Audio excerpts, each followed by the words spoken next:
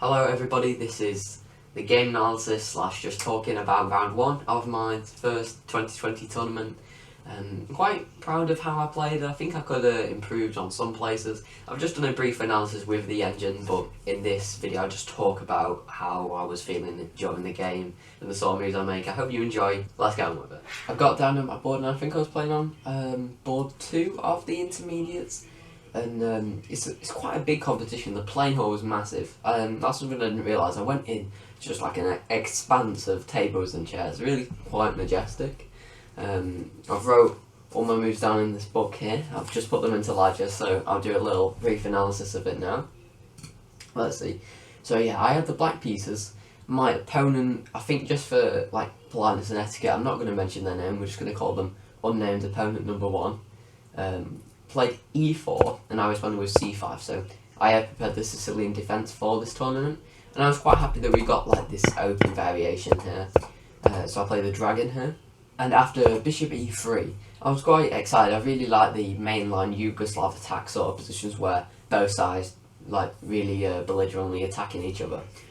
So I played bishop g7, but then bishop e2 was played, so it's sort of I wasn't too sure about this move. I have covered lines where it's sort of like a classical Yugoslav intermix, where you can still get some good attacks if white decides to castle queenside. So I decided to play knight c6. I'm holding off on castling at the minute. I just want to see what my opponent's going to do. And now they play f3. So this was the first moment when I thought, I'm not entirely sure what my opponent's doing, because the bishop on e2 is there to stop the knight coming from g4 to attack this bishop, and then f3 is played and just blocks it in. The bishop really belongs on c4 in these lines. I castle here, just again seeing what white's going to do, whether they're going to castle kingside. But then we had queen d2. So here I thought, there is one line actually, I'll show you now. So this is like the main line, sort of, you see here the difference between the two positions.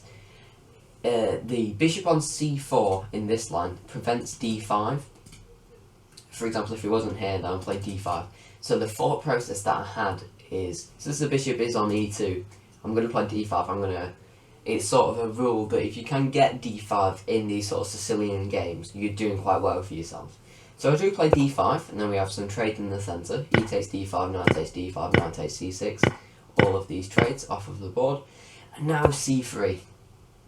Which is another move I thought was quite odd by my opponent. Of course, just trying to defend this b2 pawn, like sort of interposing. And it might be an okay move. Bishop, no, yeah. I suppose if bishop d4, then e5. I didn't really have much of a look into this, but I think it would be too dangerous for white to castle queenside here. I'll just get my rook to the b file. I'll find some way to get my queen over here. And it does look quite dangerous for my opponent with the bishop on f5 as well. I've got all these open lines towards my opponent's king. So c3, quite an odd move. I'm not sure whether it was necessary. But here I played queen c7. So I spent quite a lot of time on this move, and I am sacking this pawn.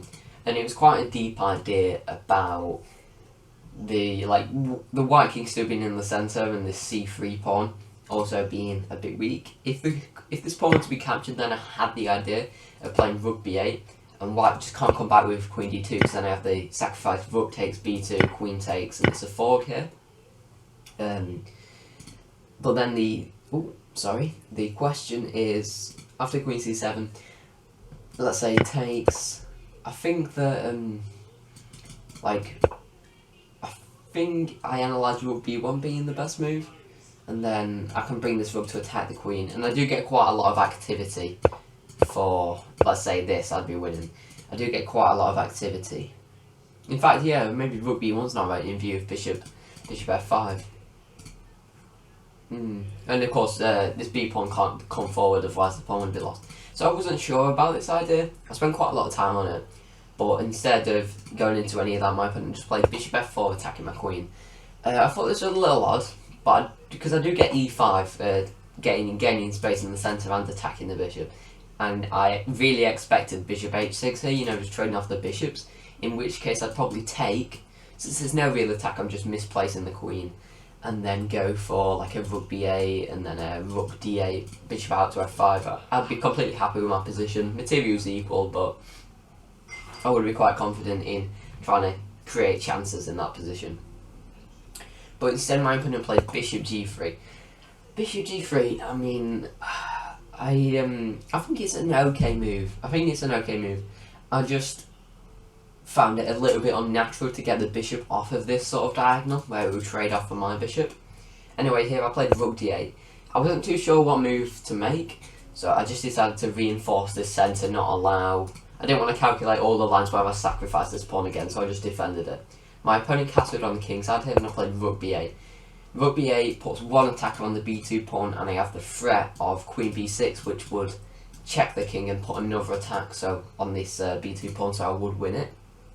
b3, just completely closing the file. I think this is quite a solid move. I mean, at the end of the day, this bishop is quite good. I have mistakenly placed quite a lot of pieces on this diagonal, and you'll see my next few moves I try and rectify that. Because if these pieces weren't here, a move like e4 would be very good, opening up this bishop's attack on the c3 pawn. So I played bishop f5. I want to get my last squared bishop out. From there, I can move this b rook to c8, and then move my queen to c6, say, and then we've got all these pieces off this weak diagonal. Rook ac1 was played. I think that's a perfectly fine move, getting the a rook into the game, reinforcing this pawn. And here I played rook bc8. I think I played this move a bit too quick, because I did have this idea of bringing my bishop to f8 and then to a3 to sort of, this bishop here would take away these squares, and this bishop on a3 would attack the rook, and then I'd remove the defender. But I do have to be careful about not hanging this e5 pawn. It's just a small plan. But the reason I think I made a mistake here because c4 was a very strong move, I think. And I think I might have to play a move like e4 just to not allow the c file to open, after which f4 and my centre's crumbling massively. But anyway, we had queen b2. Queen b2 I calculated quite a long line, but it took me a few minutes, but I did recognise that the move bishop h6 is very similar to the bishop a3 plan. This rook is now going to be dislodged from the defence of this c3 pawn.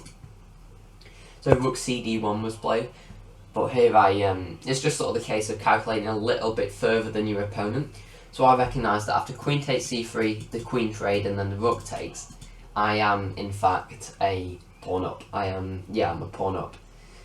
And my opponent can take on e5, can take with the bishop on e5, but then you see what happens. So I did go for this line.